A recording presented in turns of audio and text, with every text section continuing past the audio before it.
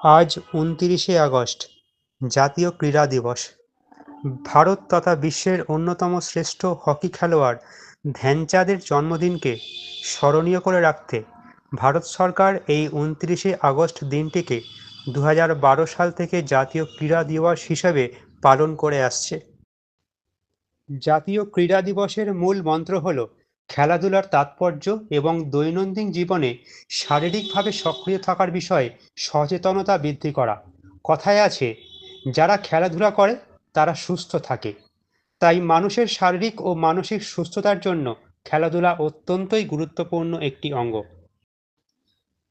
২০২৫ অর্থাৎ এই বছরের ক্রীড়া দিবসের থিম হল শান্তিপূর্ণ সমাজকে উন্নীত করার জন্য খেলাধুলা।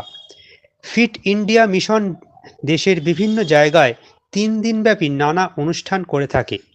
এতে এক ঘন্টা খেল মে ময়দান মে এর মতো একাধিক স্লোগান থাকবে, যেখানে সকল মানুষকে প্রতিদিন কমপক্ষে ১ ঘন্টা করে শারীরিক কার্যকলাপে জড়িত থাকার জন্য উৎসাহিত করা হবে।